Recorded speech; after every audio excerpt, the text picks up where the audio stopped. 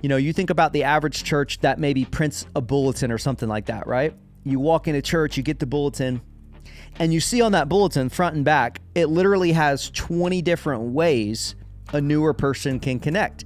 Hey, get in this community group. There's this men's event. There's this women's event. We have this thing for kids. Hey, if you want to be on our security team, fill this thing out. Hey, there's this event. Hey, we're doing a concert. Hey, our worship team. Hey, we need volunteers. Hey, this, and this. And so the average new person, they get something like that in their hand, and it's like they have no idea what the next step is. The very notion of having 20 different events and you have them on a printout and you hand that to somebody that comes into the church, the very notion of that is kind of built for church people. And so unfortunately, the average church, I think, is communicating exactly kind of a backwards way they should be communicating to people. This is Breaking Barriers, where we help pastors and churches grow so that they can go.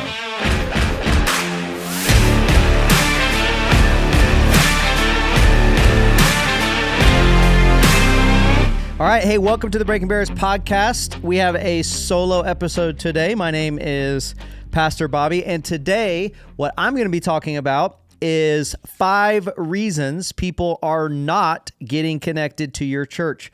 Specifically, why new people are not taking that next step at your church. And before you throw rocks and say there's no way that new people at my church don't know their next step, let me kind of intro the topic for today. So we had a really awesome opportunity recently to do a one-day event, a Breaking Barriers one-day event, and we had I think it was over 30 churches, around 50 people that came to Mercy Hill to hear about our weekender process. And our weekender process at Mercy Hill, this is how we connect new people into the life of the church. So we don't give people 1,000 different ways to connect. We give people kind of one big front door of how they can connect at Mercy Hill, and that's our weekender process. And so we did a four-hour thing on, hey, here's what the weekender is, here's the why behind it.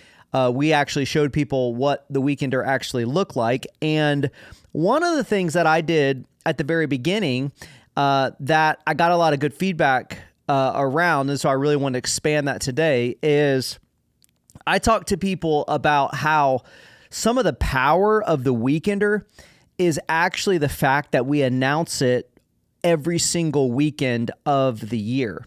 You see, a lot of people, when they hear about Mercy Hill's Weekender, they think, man, it must be this like incredible connection process, and we try to make it as good as we can. But I think really the power behind it is that we've closed all the other ways to connect at Mercy Hill, and there's one big front door, and we actually talk about that and we announce that every single weekend. And so it has the ability to really cut through the noise for new people that show up to Mercy Hill. Because here's the reality about growth in a church. Breaking Barriers is all about helping you grow, helping your church grow, so that as your church grows, you're able to go, you're able to send. But here's the reality. Growth is not how many people come to your church. Growth is how many people stay at your church. So you can have, thousands or hundreds of first-time guests, and if none of those people stay, if none of those people get connected, then, well, the church is actually not growing. New people are coming, but new people are not staying. New people are not sticking. And here's the reality in the culture that we live in, with the amount of communication people have coming at them. The reality is the average attendee at the average church does not know what their next step is. And that's really what I want to talk about today. I know you may hear this. Hey, there's no way that the average attendee at my church doesn't know what their next step is. I'm telling you, in the majority of churches, and Mercy Hill, we struggle with this also. In the majority of churches, if you just go ask the average person that's not super connected, maybe they've been there for 2 or 3 months, hey, what is the church trying to get you to do in terms of your next step? The average person cannot tell you what that next step is. And so today, I want to really peel back the layers on, okay, why is that? Like, what are some of the reasons that people are confused, that newer people are confused about what that next step is? And so today I'm going to hit 5 reasons people are not getting connected to our churches. 5 reasons people are not getting connected to your church. Okay, Here's number one. I'm going to walk through these, and then at the end, really, I want you to see this is why we got to figure out a way week in, week out on Sundays from the stage to cut through the clutter and communicate clearly to newer people at our church what their next step is. All right, 5 reasons. Number one, and I'm going to spend a good chunk of time on this one because it's just important to acknowledge, to contextualize the type of world we live in today. Number one, people have more information coming at them than ever before. You know, sometimes I get frustrated when people make these big statements, hey, never in the history of the world, or more now than ever in the history of the world. I think this one is just verifiably true that people have more information coming at them than ever before. Certainly more than 100 years ago, even more than 10 years ago when you think about it.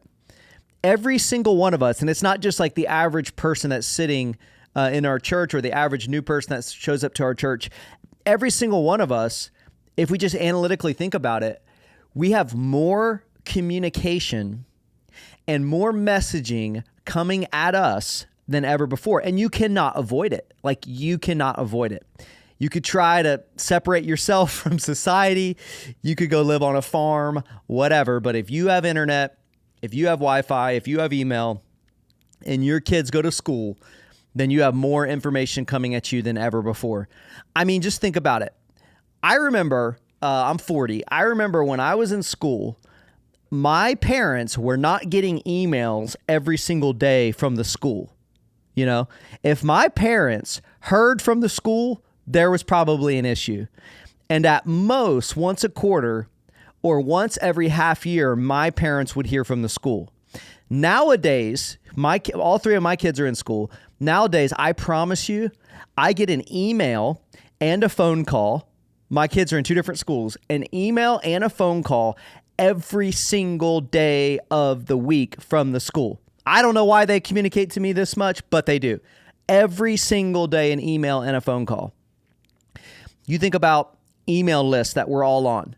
How many of us have found ourselves on 5, 10, 15, 20 different email lists, right? Hey, save 15% off of, this clothing company. I'm going to give them my email, and now I'm going to be on an email list. And it's even stuff that we love, right? It's stuff that we want to be on the email list, but it's like, how many marketing texts, how many marketing emails are we getting every single day? Think about social media. I mean, social media nowadays, the communication you're getting on social media, it's not even necessarily from your friends.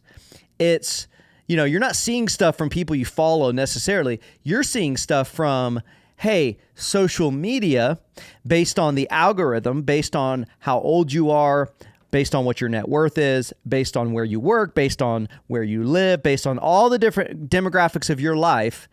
Social media is going to be sending stuff to you and putting stuff in front of you to try to communicate something to you.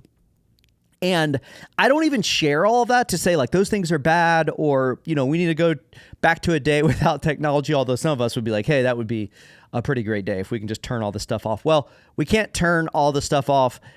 I am saying all this to say this is the reality of the average person that is, attending a church service on Sunday. Maybe they've been at our church for 3 weeks. This is the amount of communication they have coming at them. Not only do people have more communication coming at them than ever before, also, I would say more of this communication is probably better targeted at them than ever before. So not only is social media targeting us, but you better believe if you were on an email list for, let's just say the example I used earlier, a clothing company. You're on an email list for a clothing company. They probably know where you live, whether you're male or female, how much money you make, the stuff that you like. You're probably similar to lots of their other customers, and they have basically identified who you are. And now, for anybody that doesn't understand, the marketing and communication advertising world, that company has people that work full time. All their job is to think about, okay, 40-year-old Bobby living in Greensboro, North Carolina, how does he think? What does he think about? What is his worldview?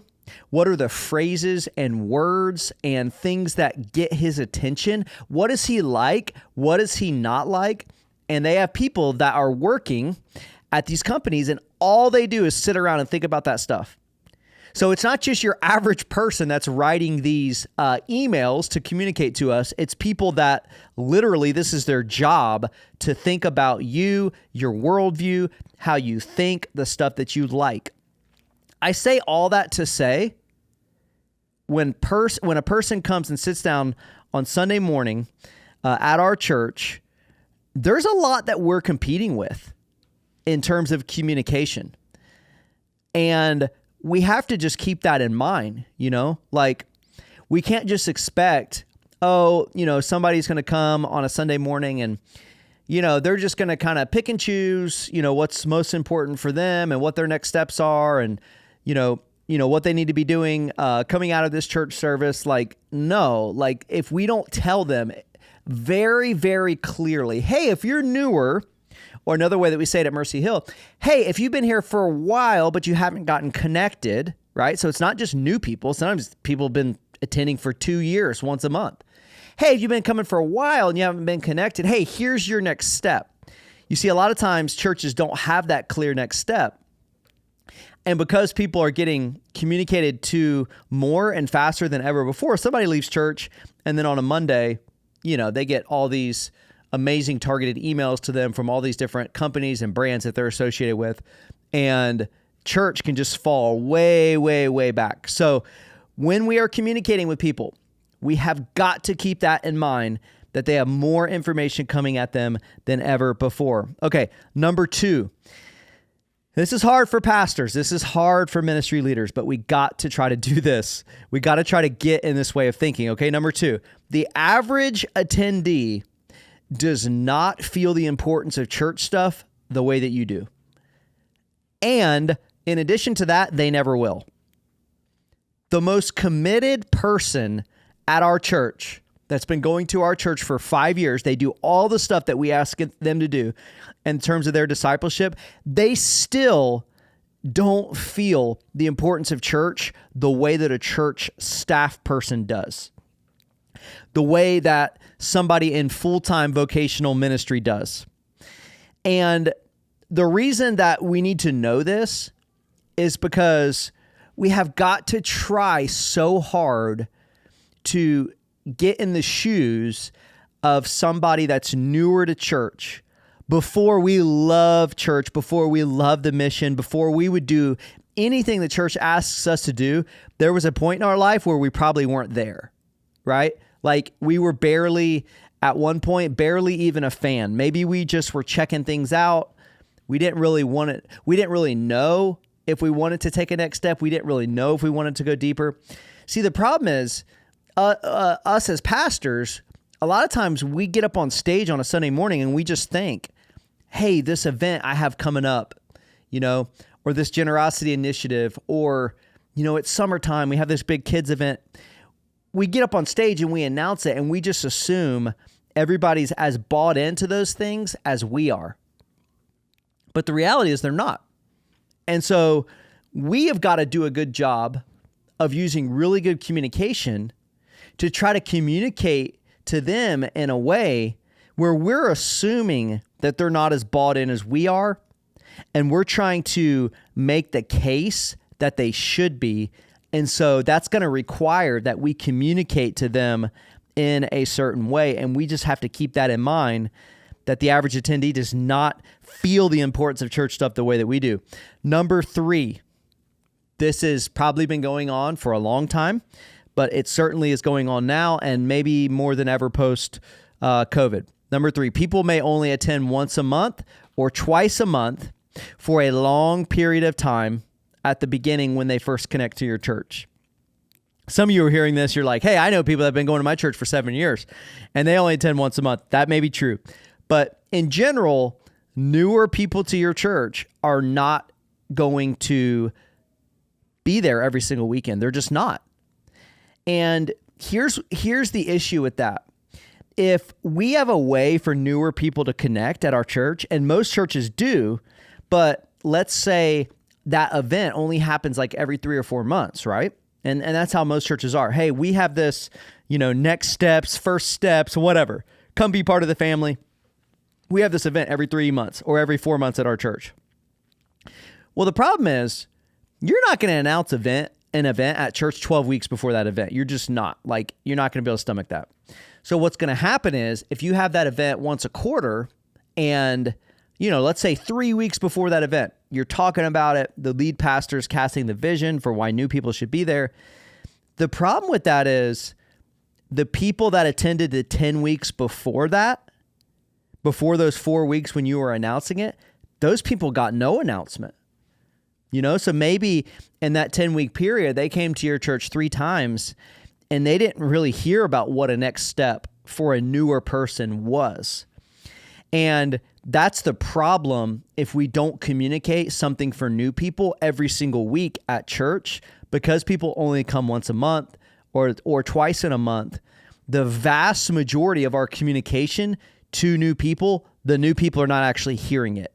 And so we have just got to build stuff around the fact that, okay, if somebody comes once in 4 weeks, if somebody comes once in 8 weeks, I want to make sure no matter what weekend they come, there's going to be communication specifically to newer people or specifically to people that haven't connected yet that's giving them a next step that they need to take. Okay, number fourth reason people may not be getting connected to your church the way you want them to, and this is how most churches are, and I understand this. Most churches have dozens of things people can get connected to. The reality of a church, the longer that a church exists, the more programs, the more events, the more stuff the church has. Mercy Hill, we're only almost 13 years old, and I feel the tendency of this. I remember Pastor Andrew and I were just recently talking, we were meeting, and we were talking about how, man, we can't do everything. The church can't do everything. We constantly got to be fighting that battle back to kind of simplicity, like not having 100 things, not having 50 things, not having 20 things, but having like less than 10 things that we do as a church. But unfortunately, most churches, you think about the average church that maybe prints a bulletin or something like that, right? You walk into church, you get the bulletin, and you see on that bulletin, front and back, it literally has 20 different ways a newer person can connect. Hey, get in this community group. There's this men's event. There's this women's event. We have this thing for kids. Hey, if you want to be on our security team, fill this thing out. Hey, there's this event. Hey, we're doing a concert. Hey, our worship team. Hey, we need volunteers. Hey, this, and this. And so the average new person, they get something like that in their hand, or even if it's a digital version of that, they get something like that in their hand, and it's like they have no idea what the next step is. The very notion of having 20 different events and you have them on a printout and you hand that to somebody that comes into the church, the very notion of that is kind of built for church people. And if someone, let's say, has a ton of experience with church, maybe they're able to navigate their way through all those different events and know, okay, I'm newer, here's the step I should take. But the average person's not going to be able to do that. And so unfortunately, the average church, I think, is communicating exactly kind of a backwards way they should be communicating to people. In a culture where people have more stuff coming at them than ever before, our communication needs to be dialed. It needs to be narrow. It needs to be simplified. It needs to be, hey, here is your next step if you are newer here. And instead, a lot of times what we have is 15 to 20 different things people can connect to. What's going to end up happening is the average person is probably not going to connect to any of them because they just don't really know how to self-select. All right. Number 5, the last reason that a lot of times people are not getting connected to your church the way that you want them to is this. A lot of churches put very little energy into the turn or the step where someone goes from being connected to your church to being committed to your church. Another way that I say this is when people come to your church, let's say for the first time, or maybe it's the 10th time, and then they decide, hey, I'm ready to take that next step. For some people, it takes 1 week. For some people, it takes 6 months. But when people decide, hey, I'm ready to take that next step, at that point, these people are the warmest lead in the history of the world. A warm or cold lead, that's sort of a business and a sales term. All it means is, if you're a business and you got a product or service and you're trying to get a new customer, the cold leads are the people out in the community that they've never tried your product or service. They've never heard of it. Like, they couldn't be any more cold, right? They're completely disconnected from it, right? Well, a lead gets warmer as they hear about your product or service. Maybe they use it once and they're thinking about using it more in the future. At some point, that lead goes from being a cold lead to like a really, really warm lead. And at that point, there is no more important kind of pivot point for people's connection to your church. But unfortunately, a lot of times what churches do is they create, some event where people can take a next step, and it's like, that's great. That's what you need to do. But then they put very little energy into that event. They serve pizza at that event on paper plates, and the whole thing is led by volunteers versus serving a really nice meal, having all your staff there, having people serve the meal. You serve something like steak at that event. The reason I bring all that up, doesn't really matter what food you serve. When someone raises their hand at your church and they say, hey, I'm ready to connect, you cannot overly invest in that pivot point of that person going from, connected to the crowd to committed to the family. You can't overly invest in that. You can't put too much money into that. You can't spend too much time thinking about that. You can't commit too many staff to that, because there's nothing more important in discipleship, and there's nothing more important for the growth of the church that people go from kind of the sidelines at your church to really being deeply connected and being on kind of the front lines of your church. But unfortunately, a lot of times, for whatever reason, churches put a lot of energy in a lot of different stuff, but it's not that pivot point for people.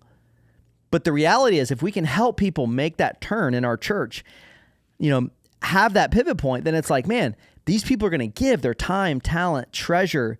And it's like, man, they're going to dive in. They're going to get in a community group. They're going to take that next step, and the church is going to grow. And the church is not only going to grow wider, the church is also going to grow deeper. So I share all these reasons of why people are not getting connected to your church to maybe help encourage you.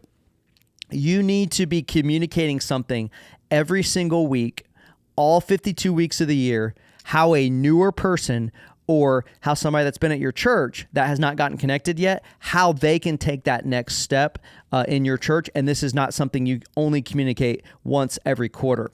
And this is what I shared people at this recent event that I was talking about. We went all into hey, the tactics of our connections process, the tactics of our weekender, what it looks like, how people can serve, how people can jump into it and volunteer and all this stuff.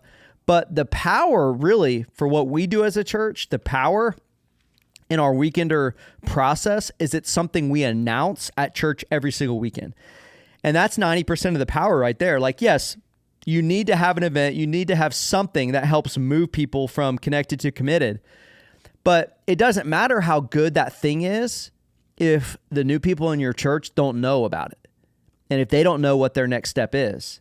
And so if you could figure out a way, whatever that event is, do the best you can, but figure out a way to talk about that event every single weekend in church, because what that's going to do, it's going to cut through all the noise in people's life. And if they are newer to Mercy Hill, they're newer to your church, they're going to say, you know what? They're talking to me right now, and that's my next step. And here's the thing. It's shocking because I've experienced this. Even after we have done this, where we literally communicate the same thing every single weekend, people after 2 years will hear that announcement for the very first time, and they'll come up to one of our pastors, they'll come up to one of our staff, and they'll say, hey, and they've been coming for 2 years. They've been at church once a month for the last 2 years. They'll say, hey, I just heard about this weekender thing, that you guys just said at the end of the service. I want to get signed up for the weekender. And it's like they hadn't even heard it for the previous 2 years. And I share that to say this is why it's so important to cut through the clutter and communicate to people in a very clear next steps way every single weekend in your church. So hopefully this was helpful.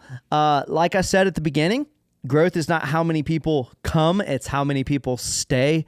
And if we as ministry leaders can communicate more clearly to people what their next steps are, hopefully more of those new people that come to our church, hopefully they'll stay. And only if they stay and only if they get connected can we do our job of discipling them, helping them to give their time, talent, treasure, helping them to go deeper to the church, and then hopefully their relationship with God will grow, and then hopefully one day we will be able to send them out either to our community or some place on the other side of the world. So hopefully this was helpful for you guys. We'll see you next time.